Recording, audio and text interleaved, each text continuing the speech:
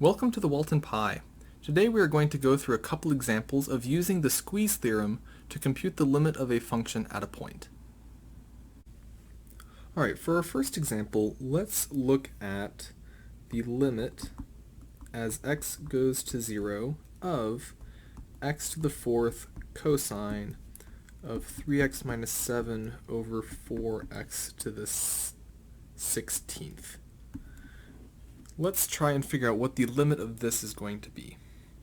Now, because we have this cosine of a fairly complicated formula, and specifically when we are dividing by x to the 16th as x goes to 0, that inside piece is going to infinity. So this entire function on the inside, that is going to infinity as x goes to 0, well, plus or minus infinity, depending on if we are approaching 0 from the right or the left. But because of that, we can't compute this directly.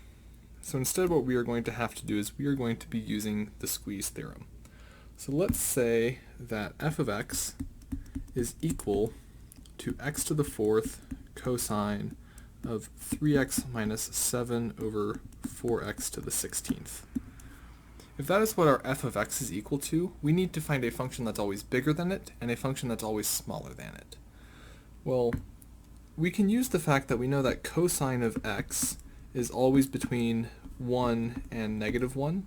So that means that negative 1 is always smaller than or equal to cosine of 3x minus 7 over x 4x to the 16th, which is always less than or equal to 1. So that's still holding the same. And if we multiply everything by x to the fourth, what we get is we get negative x to the fourth is less than or equal to our function f of x, which is less than or equal to x to the fourth.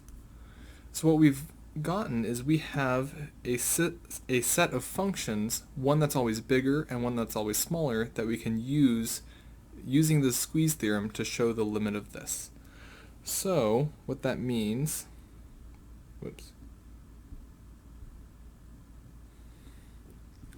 is we're going to be able to say that the limit as x goes to 0 of negative x to the fourth is less than or equal to the limit as x goes to 0 of f of x, which is less than or equal to the limit as x goes to 0 of x to the fourth.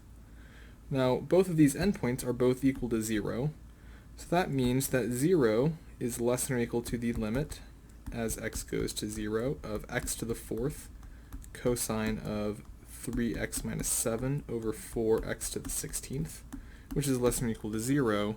So that tells us that our limit is equal to 0.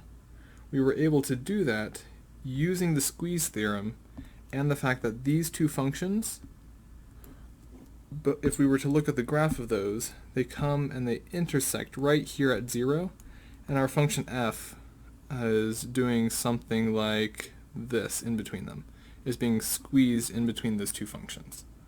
And so that's how we can use the squeeze theorem to show that the limit of this function is equal to 0.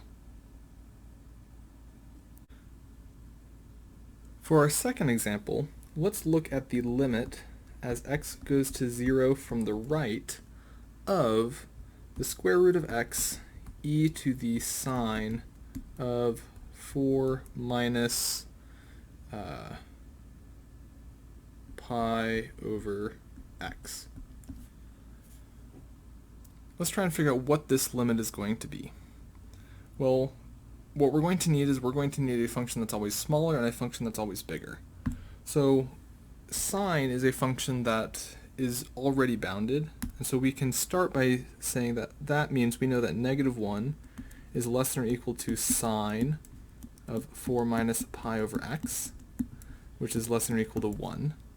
So that means that we have 1 over e is less than or equal to e to the sine of 4 minus pi over x is less than or equal to e, which means that if we multiply everything by the square root of x, we'd get the square root of x over e is less than or equal to the square root of x e to the sine of 4 minus pi over x is less than or equal to e times the square root of x.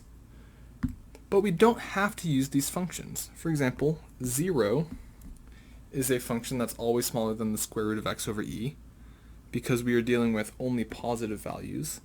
So that means we could just as validly, we could look at the limit as x goes to 0 from the right of 0.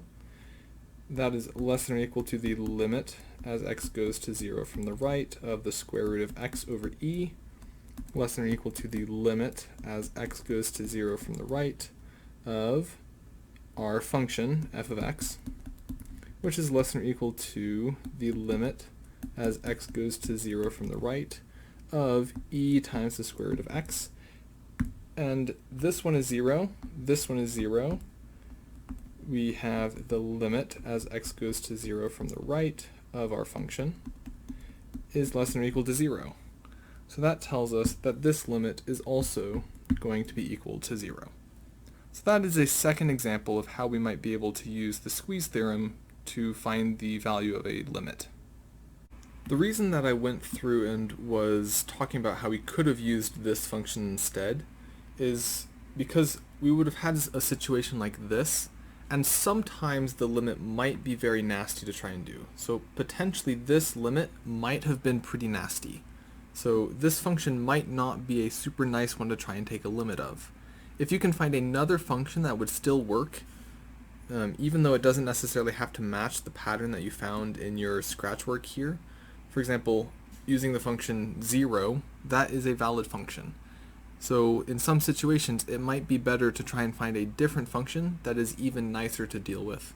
And in this case, the function that is just the 0 function would have worked very, very nicely. And so that is another option you can do. You don't have to use functions that come from this sort of scratch work. You can just pull functions out of a hat if you see that they work. However, since you can't always pull the functions out of a hat, this sort of scratch work is a good place to start to try and construct functions that are bigger and smaller, rather than just trying to guess and find some that work. I hope you enjoyed this video and that it was helpful for you. Please check out some of my other videos, and please like and subscribe if you have not already so I can continue to make these sorts of videos. Have a great day and good luck with the rest of your math.